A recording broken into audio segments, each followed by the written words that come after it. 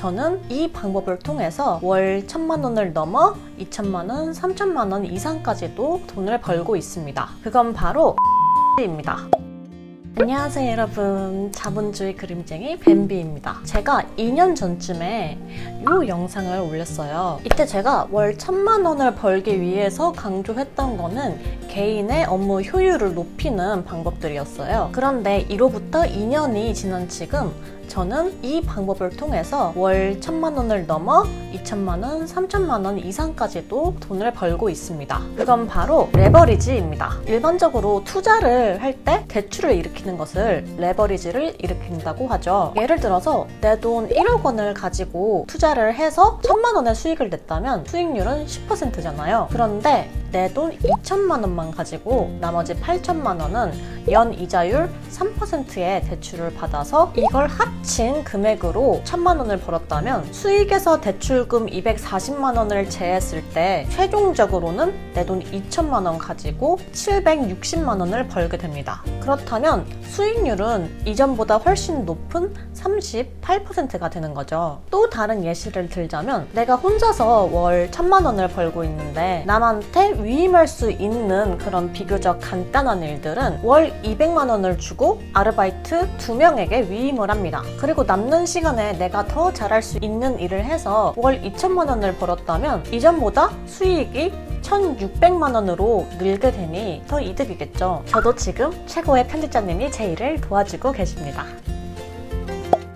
많은 분들이 이렇게 레버리지를 대출을 일으키거나 사람을 고용하는 일로 알고 있어요. 물론 이것도 맞아요. 그런데 레버리지는 사전적으로 지렛대라는 뜻이에요. 지렛대는 무거운 것을 들기 위해서 사람의 힘을 적게 들일 수 있도록 하는 기구죠. 즉 레버리지의 핵심은 내 목적을 이루기 위해서 내 힘을 적게 들이는 겁니다. 그래서 꼭 대출이나 고용 이외에 어느 것을 활용하더라도 레버리지가 될 수 있는 거죠. 제 경우는 저의 월 1,000만 원 버는 수익형 인스타툰 강의와 전자책을 강의 사이트에 업로드를 해놓고 현재 1년 반째 꾸준히 수익을 올리고 있어요. 처음에 강의와 전자책을 제작할 때는 힘이 굉장히 많이 들어가지만 모두 완성만 해놓는다면 이후에는 제가 간간히 관리하는 부분 외에는 사이트를 자동으로 운영할 수 있으니 이 또한 레버리지입니다. 아무도 고용하지 않았고 대출을 받지 않았음에도 불구하고 제가 만든 컨텐츠들이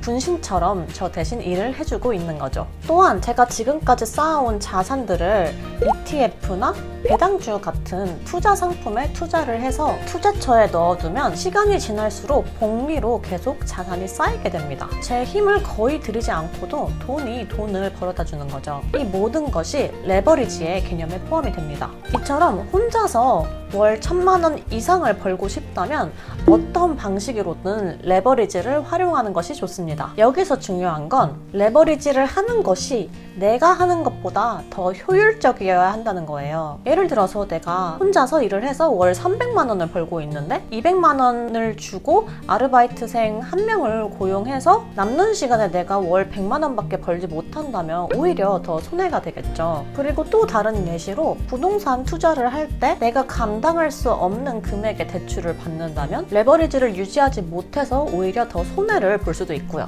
이처럼 내 레버리지의 그릇을 정확하게 파악하는 것도 너무 중요합니다. 사실 이 레버리지란 개념은 너무너무 유명해서 이미 많은 분들이 알고 계실 거예요. 이 방식이 뭐 특별한 것도 아니고 제가 오늘 설명드린 내용은 이미 모든 기업들이 사용하고 있는 방식이고 그걸 개인 단위로 축소를 해서 말씀을 드린 거예요. 그런데 왜 알고 있는데도 월 1,000만 원 이상 수익이 나지 않을까요? 그건 실행을 하지 않기 때문입니다. 이 정보 저 정보 찾아다니면서 뭔가 특별한 것을 기대하는 것보다 내가 알고 있는 제대로 된 지식을 실천하는 게 훨씬 중요합니다. 여러분들은 꼭 그러셨으면 좋겠어요. 오늘 영상이 도움이 되셨다면 구독, 좋아요, 알림 설정 꼭 눌러주시고 우린 다음에 또 봐요. 안녕!